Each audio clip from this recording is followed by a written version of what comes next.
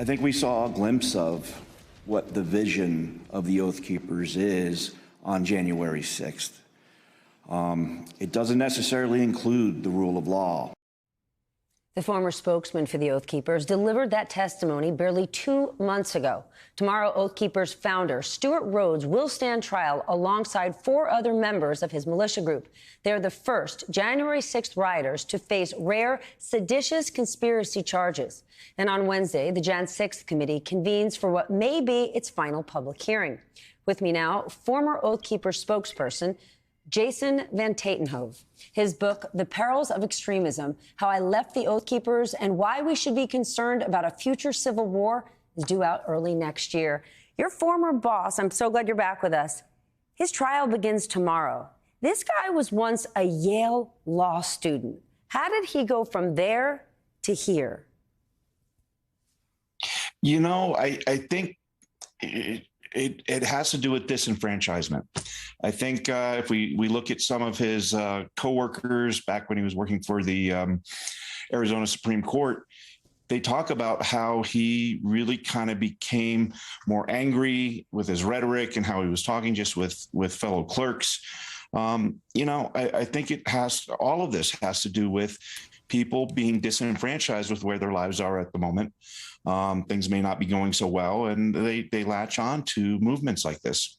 The disenfranchised Yale Law alumni, a sad, sad group. We're also hearing more about Roger Stone, his ties to the group, Andrew Giuliani possibly texting with members of the group. Does any of that surprise you? That doesn't sound like a fringe group. That sounds like they are right in the middle of it all.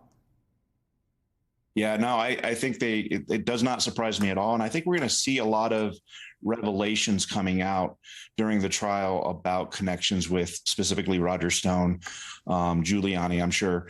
But I think it was really kind of Stone that was probably the one that was taking lead in opening lines of communication between even the campaign and then the administration and leaders of these different militia groups. Seditious conspiracy, those are serious charges. Do you think any of this is sort of making current members of the Oath Keepers sort of wake up to how serious this is and the trouble they could all be in? I sure hope so, but I think it really depends on whether or not there's any account held, whether or not there are repercussions for the events we saw, the violent insurrection that happened on January 6th, because thus far there has not really been any real account held to these leaders. There's been some time served, but cases dismissed, and just the only people that have paid any sort of price for any of these actions from Bundy Ranch moving forward has been lower level people that were used really and then abandoned by Stewart. What happens if Stewart and some of these other top guys are in real trouble? Is there a group right beneath them ready to take the helm? I don't think so now. I think that will happen. I mean, certainly Stewart has given a blueprint to future leaders of these types of organizations.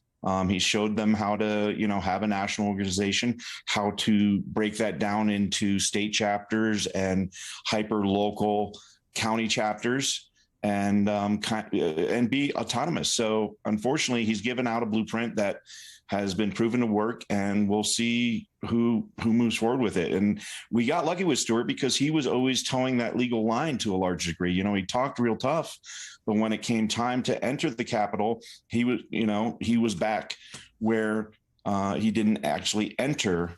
And we saw that at Bundy Ranch. We saw that up in the Pacific Northwest. So, if a leader were to come up that's willing to take the, lead that charge, well, then that's going to be a scarier place than we are now. That's what I want to ask you about before we go. When you spoke to the Jan 6 panel, you said we were very, very close to a civil war. Has that view changed? No, it hasn't.